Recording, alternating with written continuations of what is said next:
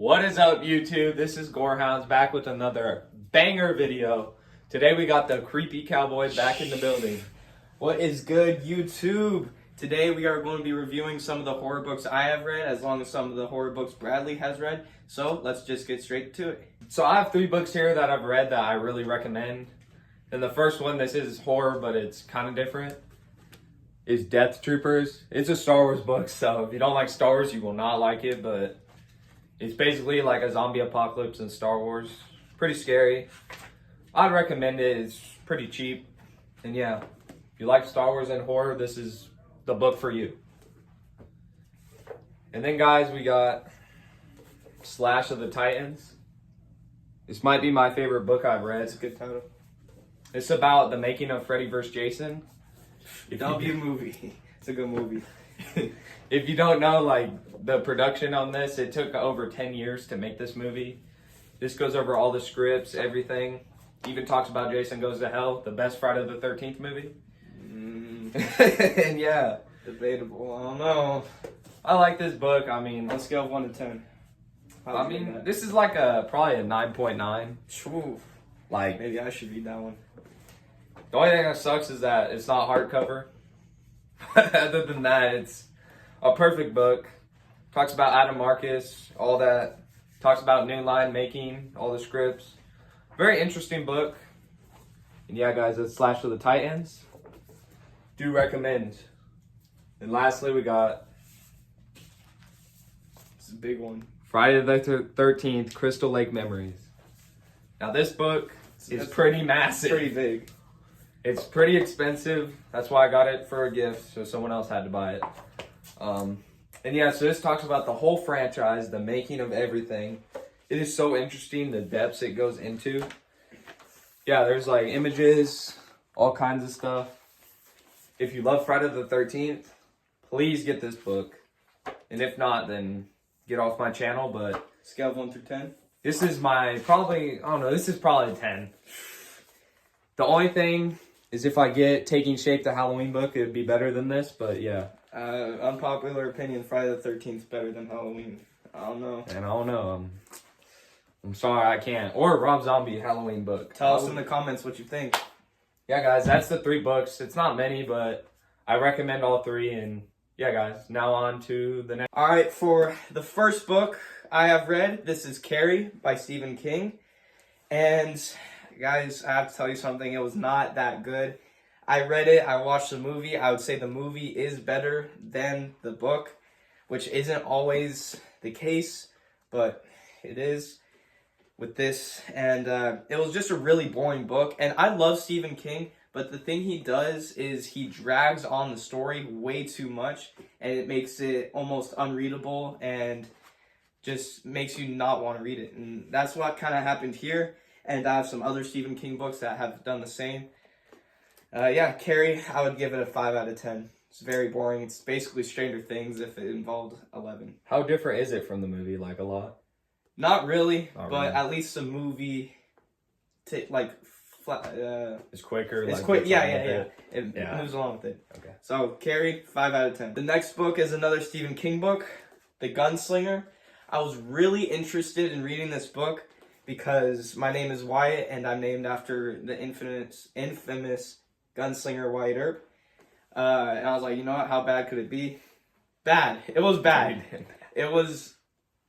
I got halfway through it, and I was like, I can't read this anymore, so I stopped. There is a movie or a show with Idris Elba, and that looks pretty interesting, but just the plot of this, it's all over the place, and he drags it out, and it's not fun to read.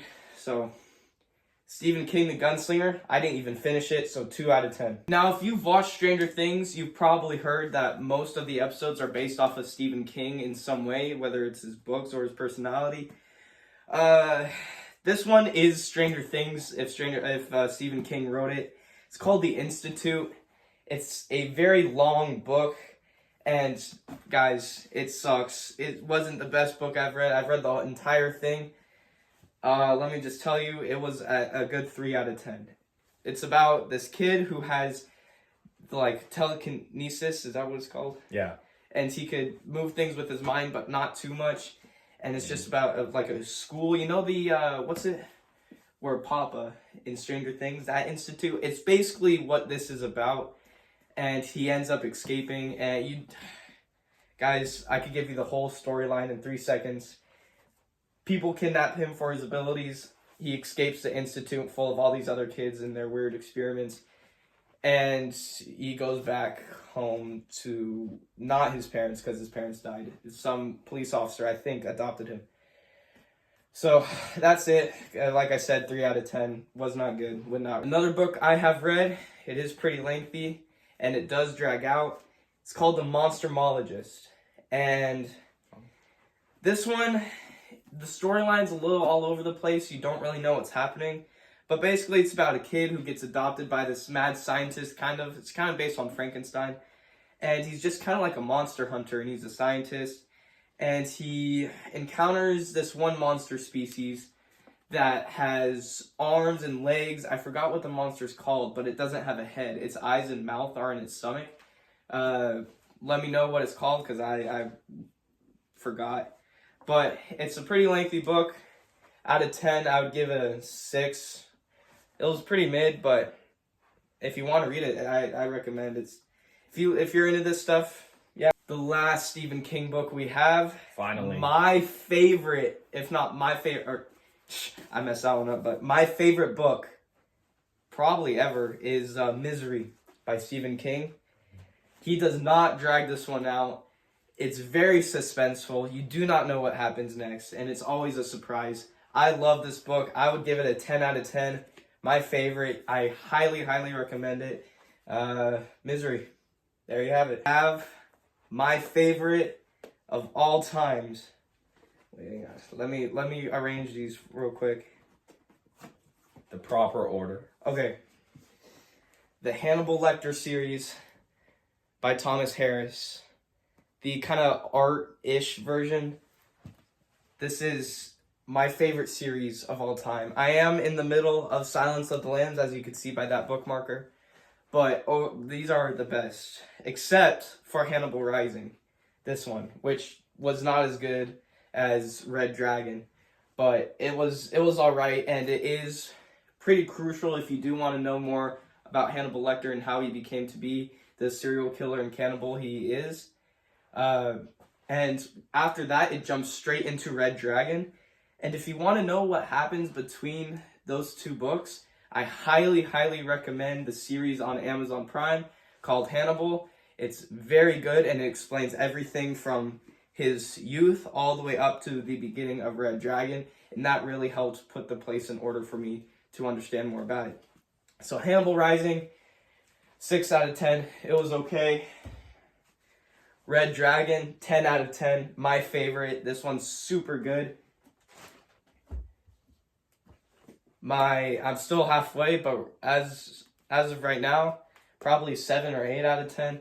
It'll probably be a higher ranking once I get towards the end, but still really good. And one that I haven't read yet is Hannibal. This one comes after Silence of the Lambs, where he escapes. I haven't read this one yet, but I heard good things about it, and I'm excited to read it. Alright guys, yeah, thank you for watching. If you're new here, please subscribe, like the video. This is Gorehounds and The Creepy Cowboy. If you liked any of the books we have read, we highly recommend all of them to you. So please leave a comment to see which one is your favorite.